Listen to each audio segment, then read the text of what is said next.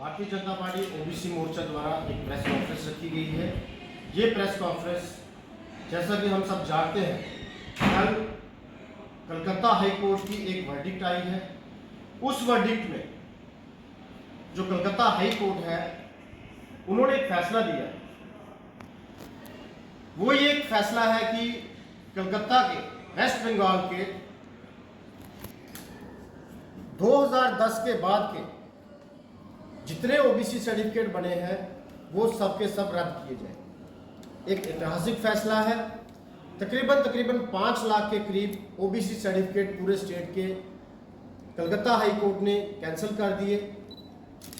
Bharatiya Janata party इस फैसले का स्वागत करती है, क्योंकि उन्होंने संविधान को पहले आगे रखकर यह फैसला किया। मैं आपके माध्यम से बताना चाहता हूं, ममता दीदी सरकार, जो टीएमसी सरकार वेस्ट बंगाल में है 2011 से, तो 2011 के बाद उन्होंने वेस्ट बंगाल में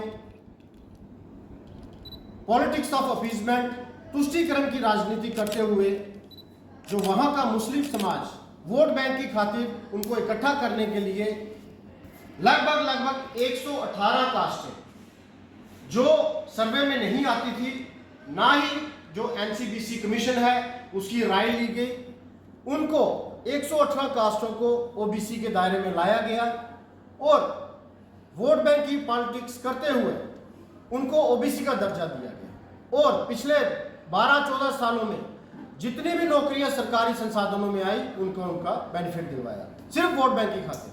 मैं कड़े शब्दों में इसकी निंदा करता हूं, क्योंकि कोई भी सरकार संविधान से ऊपर नहीं है।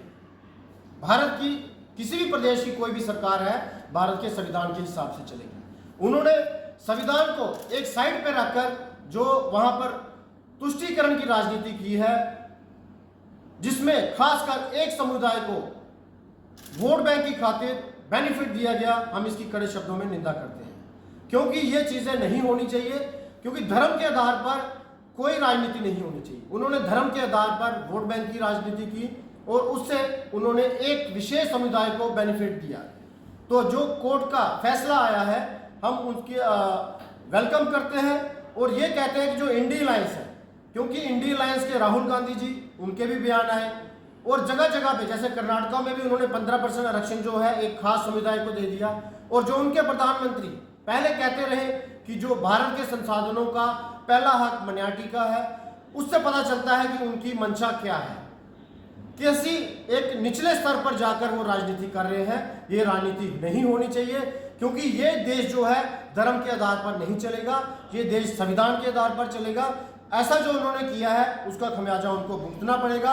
मैं कड़े शब्दों में इसकी निंदा करता हूं कि ममता दीदी सरकार ने जो खेला पिछले 15-14 सालों से कर रही थी, उनको जवाब मिला है। मैं पुनः जो वहां का हाई कोर्ट है, उनके इस फैसले का स्वागत करता हूं। धन्यवाद।